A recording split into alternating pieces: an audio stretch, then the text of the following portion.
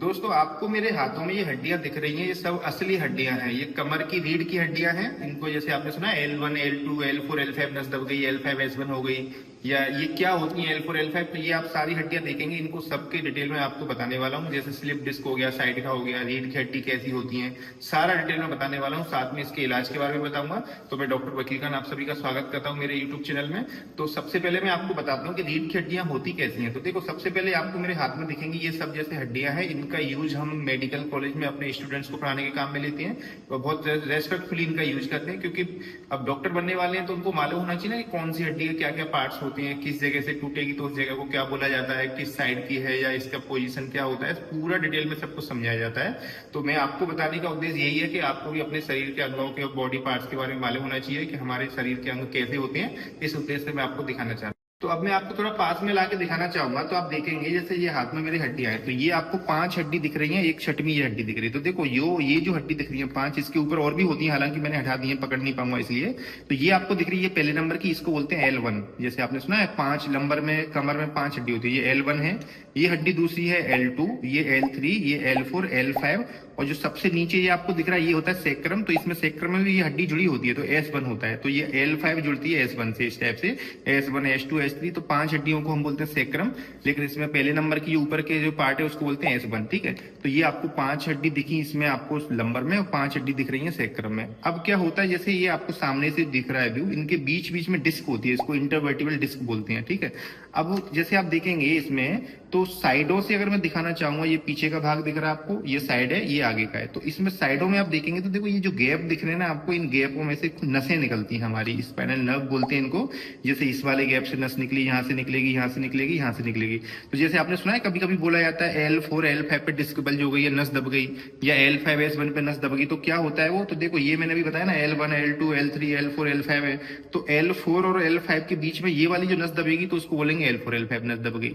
ये L5 है, ये S1 है, यहाँ नस दबेगी तो L5 S1 नस दबेगी। तो इनमें होता है क्या, जो डिस्क होती है ना बीच में, ये हड्डियों के बीच में, वो कभी कभी डिस्क बल्ज होकर पीछे आ जाती है और इन नसों को दबा देती है। तो इसी को बोलते हैं नर्व कंप्रेशन या नस दबना। ये L4 L5 S1 जो नस होती है यहाँ से निकल के सीधी पैर में जाती है, इसको साइटिक नर्व भी बोलते हैं कभी कभी, तो साइटिका बोला जाता है। तो पैर में दर्द आना, झंझनाट होना, सुन बनाना, और इसके कारण होते हैं नस दबने के, कभी भारी वजन उठा दिया, कभी आगे झुक के ज्यादा गिर गए, या फिर कोई फिसल के गिर गए, है ना, झटका लग गया, या झुक के बैठने हम बहुत टाइम तक, तो ये नस दब जाती है। साइड का ये डिस्क बल्ज बोला जाता है, स्लिप डिस्क बोलते हैं इसको।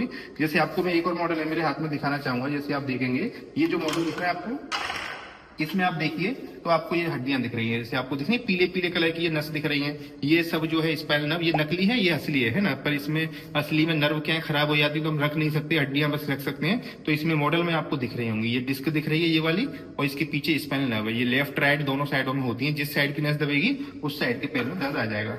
तो अब जैसे आपको इसको दिखाता हूँ तो आपको समझ में आ गया। अब जैसे मैं इनको सबको अलग अलग कर देता हूँ, तो जैसे मैंने सेक्रम हटा दिया, सेक्रम के बाद में जैसे ये जो आप देखेंगे सारी की सारी हड्डी अलग हो जाएंगी, है ना। अब जैसे मैं आपको दिखाना चाहूंगा ये वाली जो हड्डियों के बीच में, तो इसके पार्ट्स दिखाना चाहूंगा। तो देखो ये जैसे दोनों हड्डी जुड़ रही हैं ऐसे करके, तो इसमें आप देखेंगे तो ये जो होता है इसको बोलते हैं बॉडी, है ना। ये बीच में जो गैप है ना, ये उंगली डाल रहा हूं मैं, इसको स्पाइनल कैनाल बोलते हैं। इसके अंदर स्पाइनल कॉर्ड होता है, इसी में से साइडों में नस निकल के आती है ना। इसके बाद में जैसे ये जो हड्डी जुड़ी होती है, ये आपस में एक दूसरे से ऐसे जुड़ी रहती है।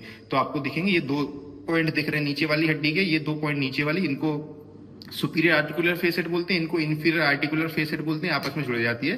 तो ये हमारी हड्डियों के, इनके सामने लिगामेंट भी होते हैं, मसल्स भी होते हैं बहुत हैवी, तो ये आगे पीछे नहीं हो पाती है। लेकिन कभी कभी जब एक्सीडेंट होता है तो क्या होता है, ये हड्डी आगे पीछे भी चले जाती है ना। जब मान लो पीछे जाएंगी तो पीछे जाने को बोलते हैं पोस्टेरोलिस्थेसिस, अगर मान लो आगे चलेगी तो आगे जाने को बोलेंगे एंटेरोलिस्थेसिस। तो ये बहुत डेंजर होता है। अगर आगे पीछे जाएगी तो इनके बीच में जो नस है वो तो कट जाएगी, नस कटी तो पैर काम करना बंद कर देते हैं। वो डिपेंड करता है कि कितनी नस दबी, कितना आगे पीछे हुआ। बहुत कम होगा तो कम डैमेज हो, मतलब प्रॉब्लम आएगी, ज्यादा हुआ तो ज्यादा सीवियर कंडीशन हो जाती है। तो ग्रेड 1 ग्रेड 2 ग्रेड 3 ऐसे करके दिया जाता है उनको। ठीक है, तो ये होता है आगे पीछे खिसकने की बीमारी, और बाकी नस दबने को हम डिस्क बल्ज बोलते हैं। तो आई होप आपको पूरा समझ में आया होगा।